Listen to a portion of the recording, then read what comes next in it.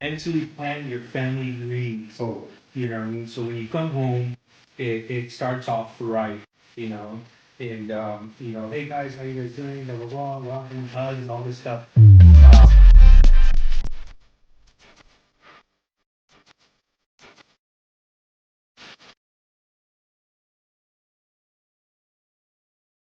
Those about we in the house. Mm-hmm. We in the house. I'm getting a little excited because um, we have a neighbor, our neighbor who's got these. I think they're Chihuahuas, bro. Because you can tell like a Chihuahua like bark, right? It's tiny, and Yelpy. annoying. Yeah, yelpy. Yeah, yeah. So this neighbor, man, we have kind of a beef with him, and I think we saw some moving trucks out in the front the other day. Oh, damn. I was like, ooh, because they got like another dog that's louder now.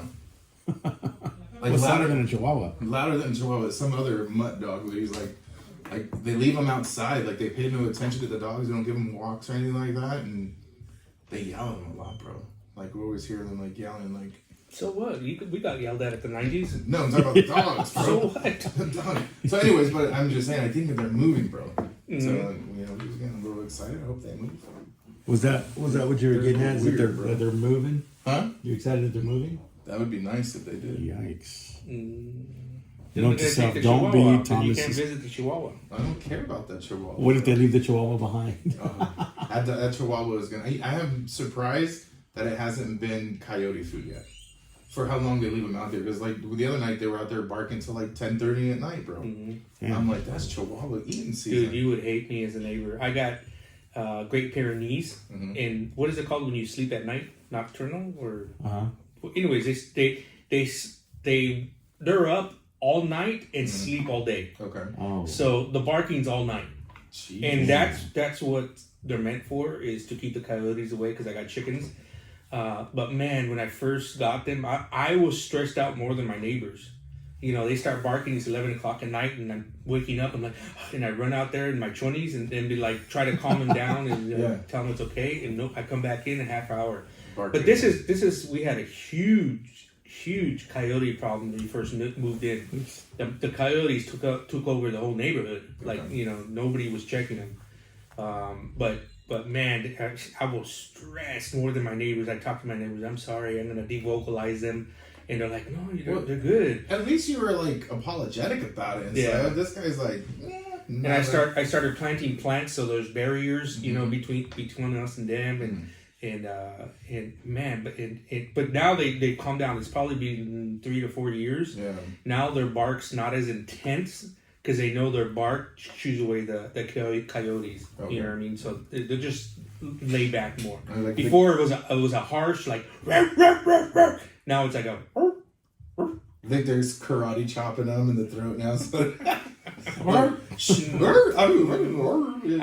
With these dogs are so smart. I put bark collars on them, so they don't shock them. They vibrate, and it causes them to do that.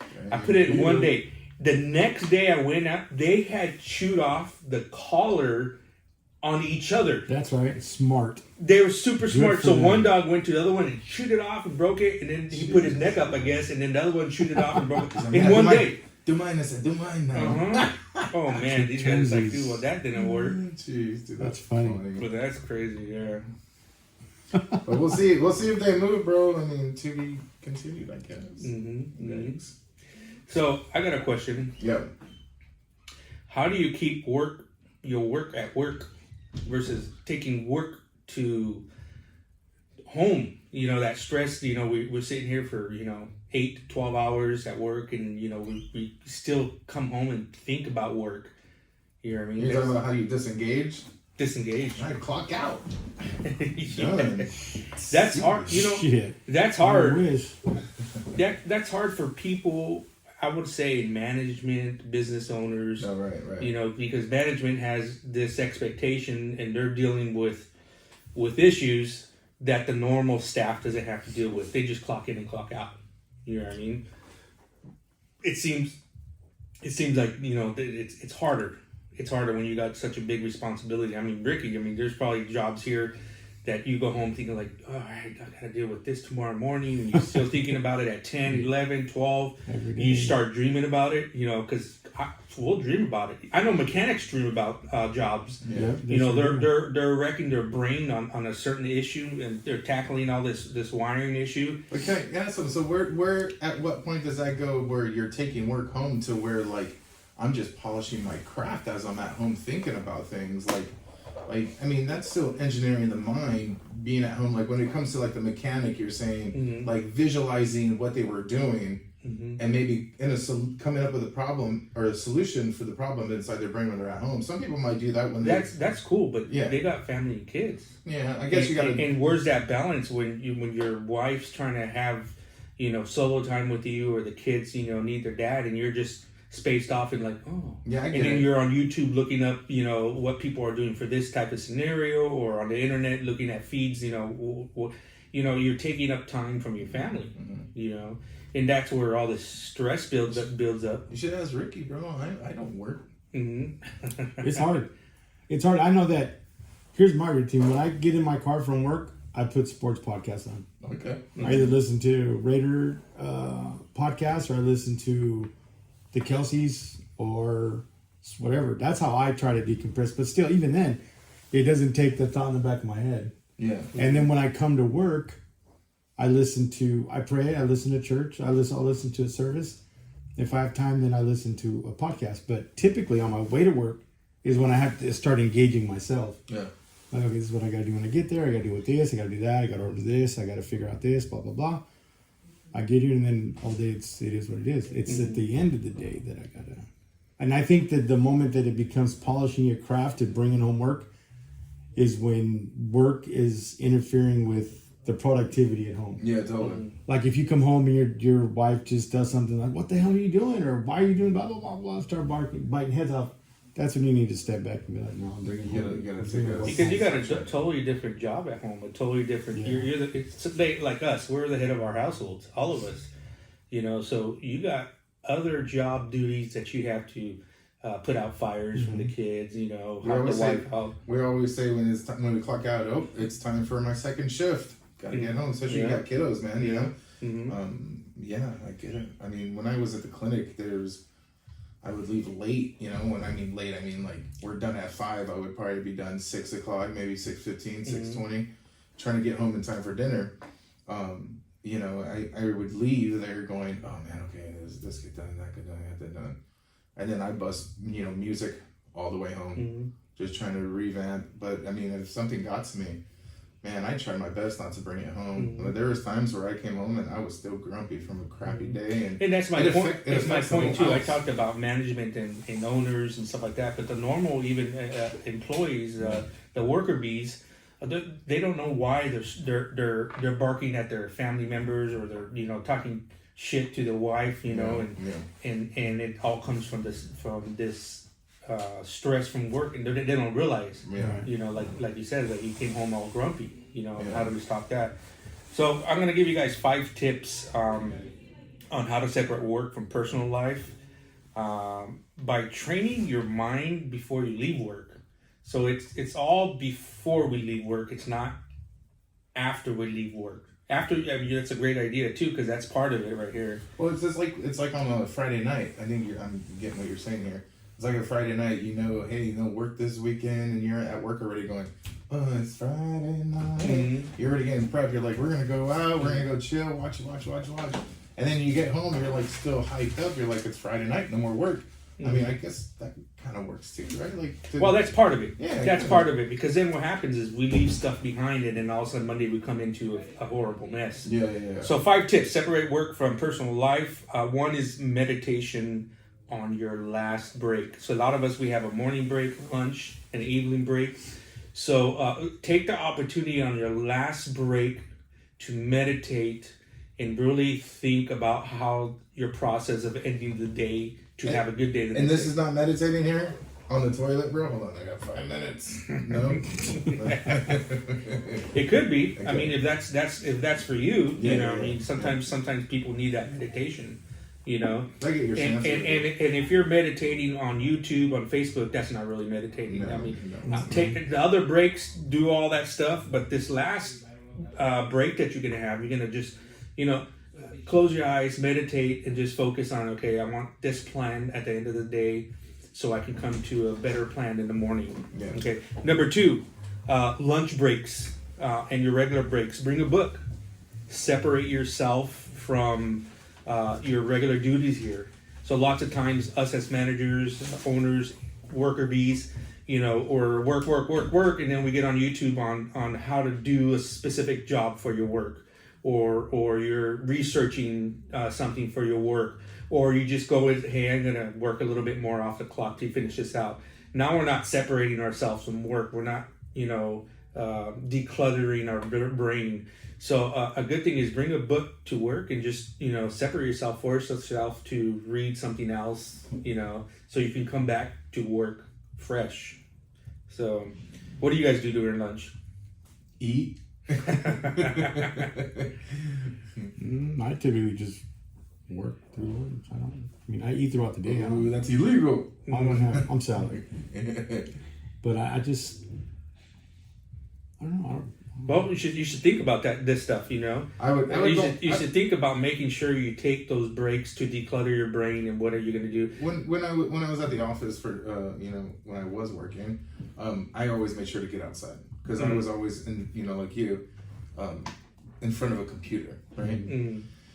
And so so many tasks, because when I mean tasks, these are things that we need to do, phone calls coming in, blood work that needs to go out, you know, results and stuff.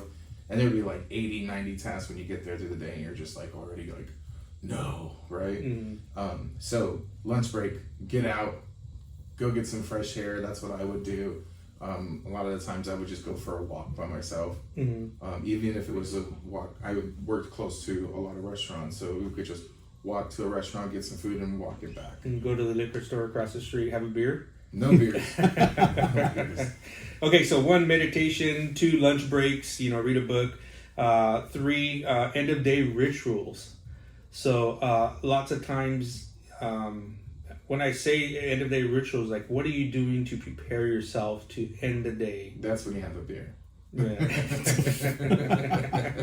No, I'm talking about before you even leave the office. Okay, stuff like cleaning your area. Yeah. You know, restocking the pencils, stuff that makes you, your brain process the fact that you're closing up. This is an end of day ritual. You know what I mean? And you're doing something different than your job. Mm-hmm. You know what I mean? So end of day rituals, like, you know. I got mine. I know what I do. Every day, like, the guys leave at 5, so from 5 to 6, I'm here by myself, answering phones, do whatever, catching out people. But around 5:15, if nothing else is going out, I'll run my end of the day reports. I'll batch out. And in this order, I'll batch out. I'll do the end of the day report. I'll batch out. I send my pictures. And then I'll start from the back, and I'll check all the doors, make sure everything's locked. I'll start to the back, come to the front. I'll go to the front, make sure everything is off, everything in there, waiting for about 6 minutes to 6. Then I'll go lock the front door. I'll walk the bathrooms, make sure lights are off, make sure everything's stocked for the morning. I'll walk through here, make sure that everything's cool. There's water in the coffee pot. I'll sit down for a couple of minutes, and then I'm off. Mm-hmm. And then when I walk out of the building, I'll walk back down this way, and I'll check the doors from the outside, make sure everything's good. Then I get my car going. Nice. Every day, pretty much. And that sounds like a relaxing ritual, because you're not really focused on invoices and emails. You're just like taking your walk. You know what I mean? And that's that's my routine breaker throughout the day. Like, if I'll be sitting at my desk doing whatever, and I'll just get up and walk the shop. Mm-hmm. Like, I'll walk right through the office. I'll go to the back. I'll go touch every mechanic, every car. You good? You need anything? Good? You need anything? And I'll talk to all of them. Mm-hmm. We'll mess around, talk shit or whatever, and I come back and then I get to it. Like, when I'm really stressed out, I'm not gonna say stressed out. When I'm trying to figure out situations and I feel myself getting overwhelmed, I'll just be like, hold on, I'll be back. And I'll just walk outside. Like, my therapy is stressed out. It's okay to be stressed out sometimes, brother. It's all right. And I would do almost, I mean, I wouldn't lock the building up, but, you know, kind of straighten myself up, straighten the desk up, you know, my priorities for the next day, things that I wanted to really get done right away on the top of my files there. You know, anything that I needed to do cleaning wise would get done, you know, and then just kind of start shutting down things. And then, to be honest, in the medical field, in the office, there gets to a point where we're almost done with the day, and there's like no more patients, or there's like one or two stragglers there, where a lot of the times the nurses would chit chat with each other, you know, we'd hang out, talk, and laugh a little bit, and that didn't happen a lot, but when it did, it was helping with, you know, releasing from the day, you know, so that would be something good. And then for me, I always loved playing music on the way home, really loud. So I'll give a quick story. There was a sales girl up in one of the malls here, and she was top sales in the district, and she had no formal training, didn't go to take courses or schools or anything on business, but she was really, really good. And we would sit there and talk all the time, and I said, you know what, read this book. I gave her a book, and I said, read this book. If you're naturally doing good at what you do without knowing what you're doing, can you imagine how stronger you're going to be once you understand the system on what you're doing? You know what I mean? Yeah. So it'll make you stronger. And what you're saying right now is that, hey, you started cleaning up and doing all this stuff, and you had your ritual and all that stuff.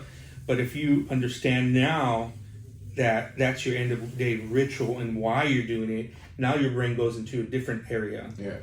You're used to it because everybody else is doing the same thing. They're cleaning up, getting ready for tomorrow, this, that. Right. You're saying you're getting ready to close your subconscious on your work. You know what I mean? Mm-hmm. So that leads to number 4, end of day writing and notes. And you said that right now, and that's very important that a lot of people don't do. Ricky's really good at that. At least for me, whenever he's preparing me for something for the next day, I got a whole list of things. You know what I mean? Got to do this, got to do that. This person coming this person coming at that time. We got to order this part.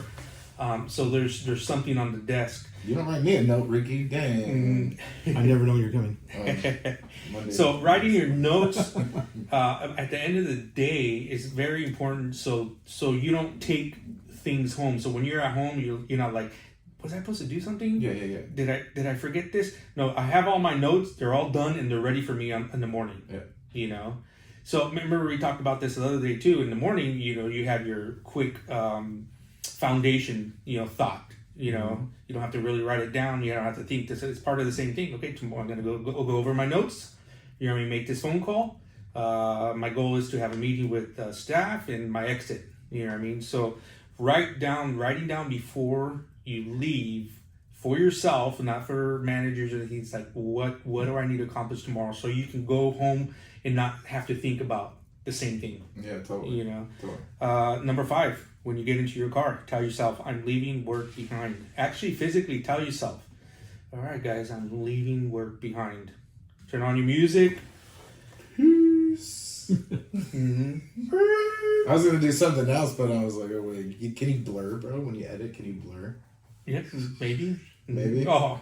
So if I was like wanted to give the bird out, I'm like, later, work. That's how I say goodbye to it. You know? Yeah. Well, I mean, in my head, I'm like, peace.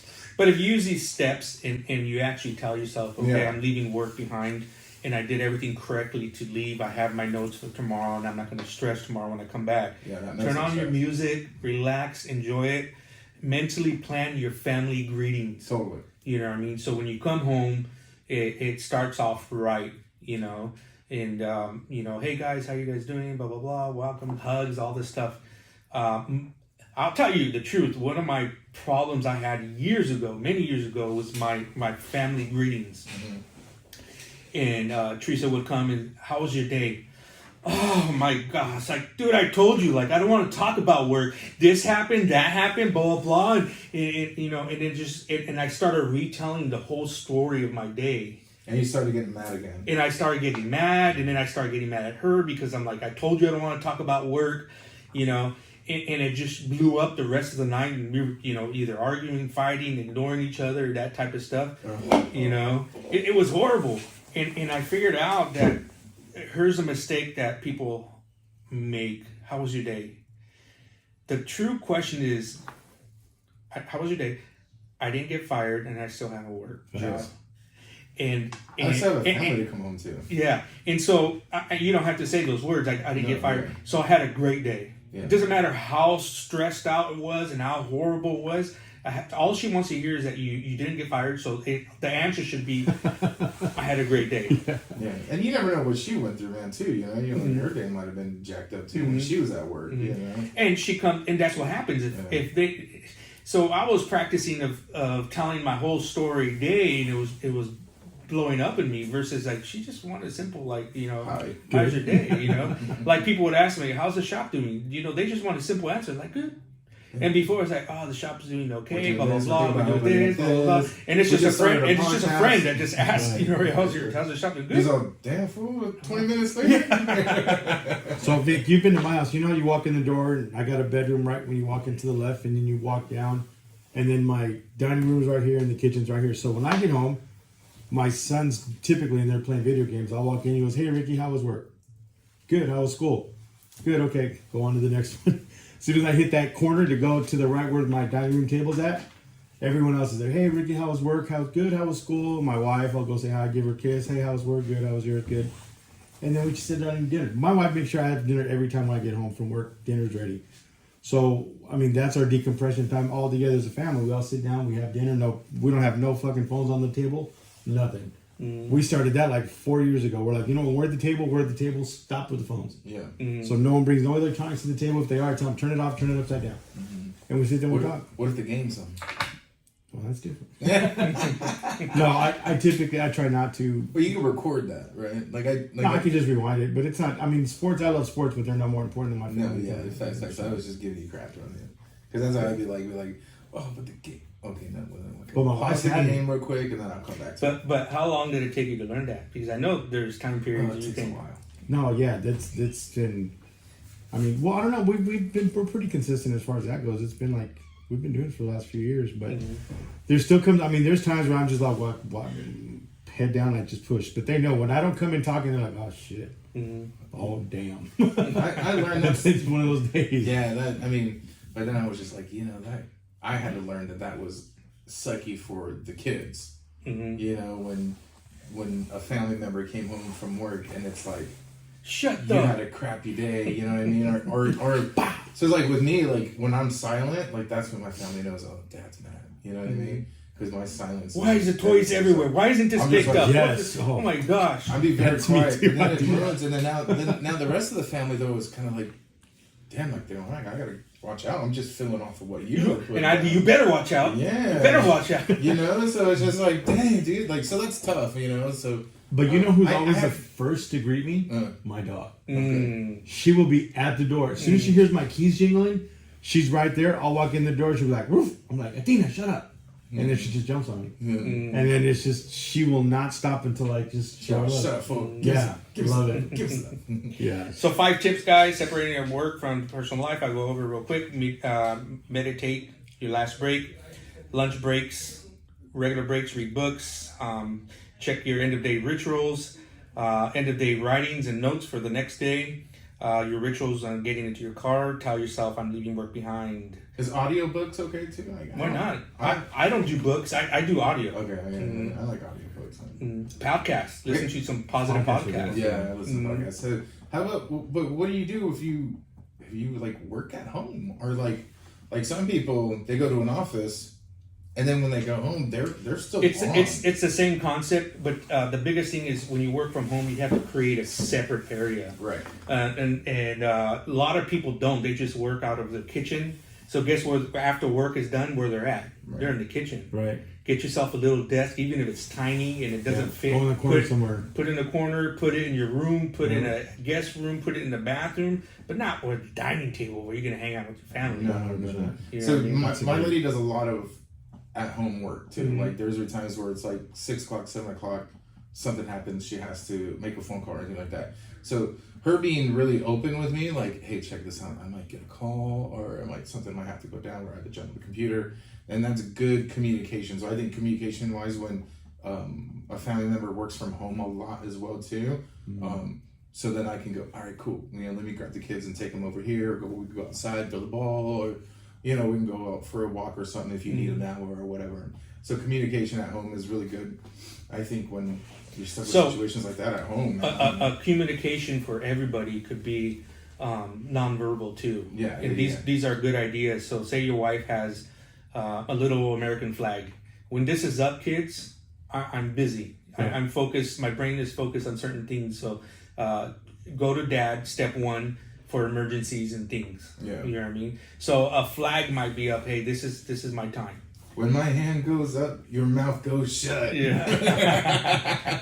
And or I mean, if she has a specific spot in the house, then people already know she's sitting there. Like, leave her alone. Like, she's doing stuff until she gets off. You can see how it would be hard. And it could be backwards too. So she's at her desk, and she got her special flag saying, "You can come to me." Yeah. You know what I mean? Like, I'm here, but you can come to me. Yeah. The flag's not up, I'm working. You know, that's communication right there. Totally nonverbal. I just usually grab them. So let me give you 3 ways to disconnect from work by changing your home methods. So we talked a little bit like that, but separate your personal and professional user accounts. So if there's a way to silence your emails from work, do it. Mm-hmm. If there's a way to, I know this one guy, mechanic, used to do this to me all the time. Like, as soon as it was after hours, he wouldn't respond. And I got trained, I got used to it. Why would I going to text him? Because I knew he's not going to respond. Right. You know what I mean? So, which is cool. That's his stuff after hours. Like, that's his own thing. Cool. So I wait till the morning. You know what I mean? So you got to get your coworkers and people as simple as non-responsive, to understand that after work, it's my time, and the next day we'll talk about it. It's not a disrespectful thing. The thing is it's just hours of operation. That is one of the hardest things for me. Mm-hmm. Like, I can't, like, if Victor texts me or whatever, off hours, weekend, I'm responding. Mm-hmm. Like, I need to be responsive. No, you're on salary though. That's a different story. You're on the clock at 2 a.m. I was just about to say, I'm like, what? But I mean, no, but I'm very. There's tons of times I want to text Ricky, even for fun, and I'm just like, let him be. Especially you see the time; it's 5:00. He's probably eating his second dinner. So I don't give a crap, Ricky. I'm gonna text you anyways. I'm gonna be like, what's up, Ricky? Stop farting in the studios. Wow. So how do we separate your personal and professional user accounts on your phone? That's a way, something you guys should look at. Number 2, don't schedule meeting after hours. Mm-hmm. That's really tough too. We got the mayor coming in. I mean, if she's scheduled by 7, I mean, we'd probably still be here. But there's ways we should be able to schedule meetings and talks and conversations during business hours. We're here 40, 50 hours a week, so we should be able to schedule it in. Number 3, negative pattern scans. Well, looking at your patterns. Oh, patterns. Like, scan yourself. Like, do I have a bad habit that I'm doing after work? And I just told you guys, like, when I was going home at the end of the day, and she would ask, how was your day? And I went on a rant, on how my day was. So if you would have scanned yourself, don't talk to me. It's my tongue. It's my mouth. Toxic. I feel. So look at yourself and look at hey, what is my pattern and what gets me agitated when I get home or makes me jumpy. Totally. What I mean? So you can isolate and work on that. And with me, I was just like, oh, she's just asking how my day was. Good. And I start changing to good. Good. Same thing. I trained her too. Like, because she has insomnia and true insomnia. Like, a lot of people say, I can't sleep. No, she's like, she can't sleep for days and days and days. And is this why you text us like at 1:30 in the morning, bro? He's like, we're in a tie tomorrow. I was like, what the hell? I woke up this morning. I was like, a tie? What the hell? Threw my whole fit. I was going to wear my pullover. I was like, shit. I gotta iron my shirt. I got the mayor coming in. Now you're making me wear a tie on the podcast. So same thing with her. Is she would tell me how bad her day was, her night was. Yeah. Because she didn't sleep and she was up at this time. She watched this movie and she went back to sleep at 4 a.m. and still couldn't sleep. So she tell me the whole story. I says, And I tell her too. I said you have to train your brain because you're used to this for years. This is you. You have to tell yourself your brain that everything's okay instead of stressing the rest of your day off and thinking about that how you didn't sleep. Yeah. So when I ask you, how'd you sleep? Just say good. Yeah. That's nothing normal, nothing out of normal. You're staying up all night. Right. So when I ask you, it's good. It's good.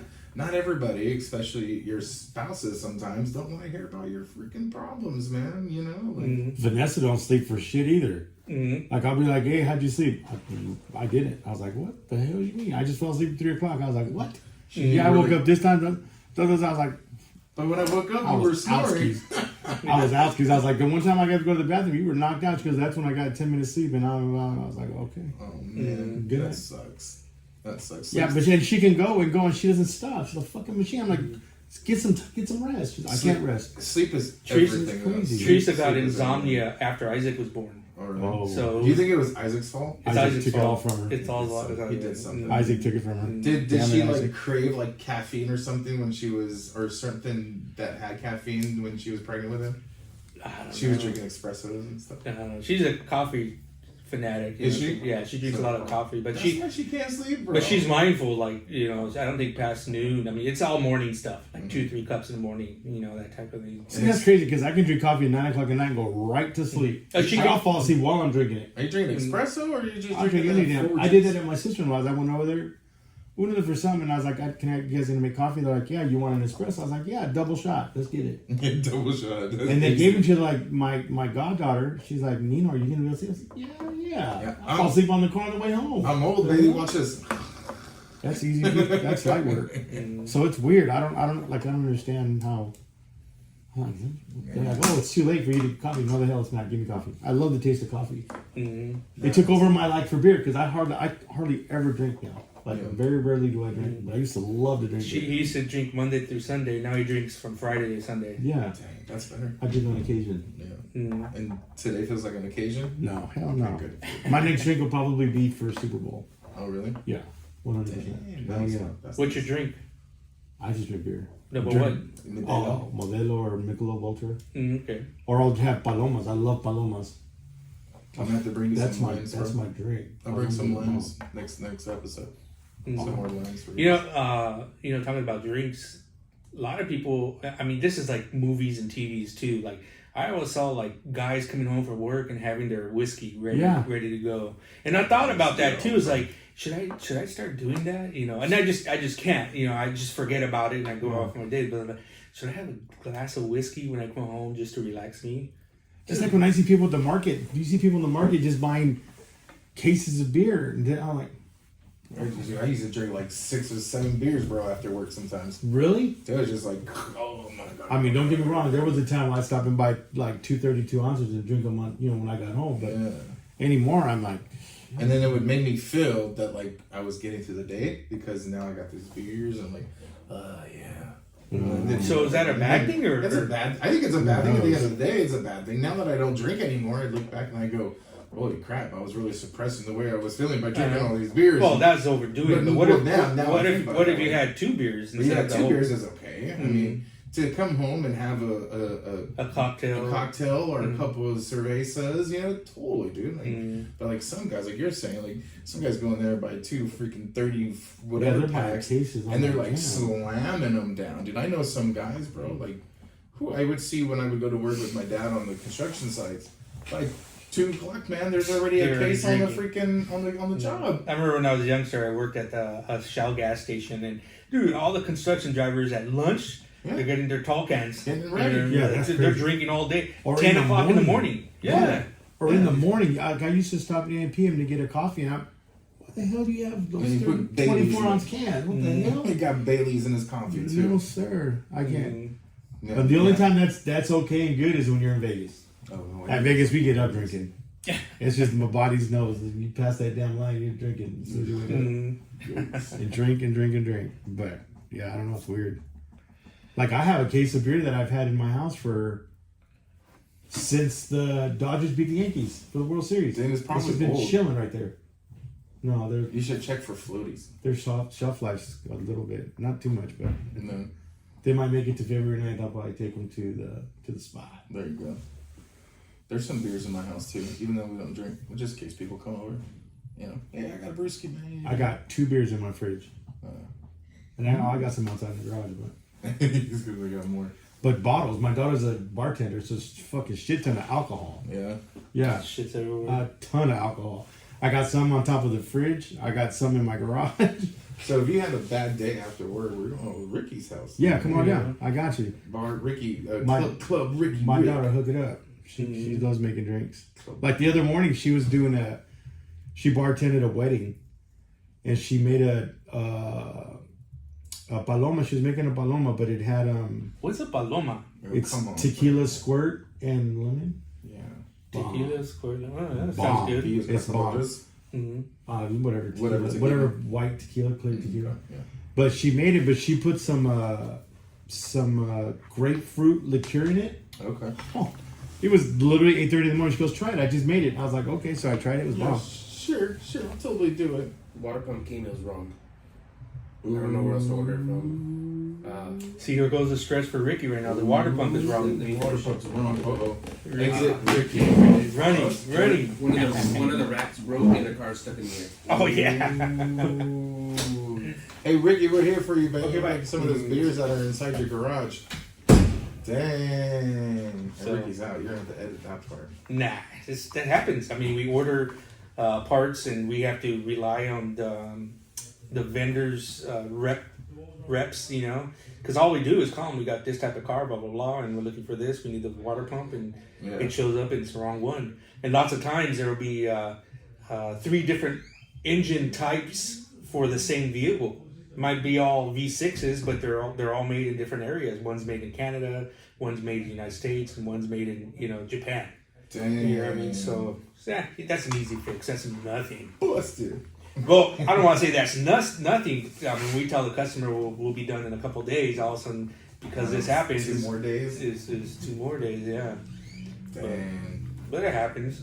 See and this is the type of stuff like you take home with you. You know that. Hey, I told these customers, and some customers get pissed. Oh yeah. They have no remorse. No, how do I say no. You said this. Yeah. What's going on? Everything. I'm gonna give you a bad review if you. I mean, they come out like that. Oh, yeah. You know what I mean? And there's no letting them understand that hey, dude, we did our part, but they screwed up over that end. Mm-hmm. And there's no reason to really get into details. Sometimes it's just hey, we need a couple more days, but they dig in. What's going on? Blah blah blah. Why are you taking so long? I took it in Monday, and now we're still. Oh man, and it ruins Ricky's day. Oh my God. Ruins my day when I have to hear it, or Isaac has to hear stuff like that. It's like, dude, Nobody wants to piss off a customer, man. Oh no, and sometimes people, and I understand too. We got to put ourselves in their shoes. Like, dude, like our cars are our life. Yeah. You know what I mean? And they get stressed out too. So Ricky's really good at just calming people down and letting them understand and just listening and stuff like that. Yeah. But this is the type of stuff that we're just on the same subject that we're taking home and we're thinking tomorrow morning I know he's gonna call again and Might have to deal with that phone call. Mm. Oh man. Yeah. I'm good that I don't think. I mean, I deal with it at some point because now my job is kids in school. Mm-hmm. You know what I mean? So pick up, drop off, go here, go there. So I do some house stuff, stuff like that. So I understand like things can get very stressful, man. At the job and jeez, dude. Mm-hmm. These are some good tips, though. I like these ideas of just kind of resetting yourself before you get home or wherever you go or come in contact with somebody.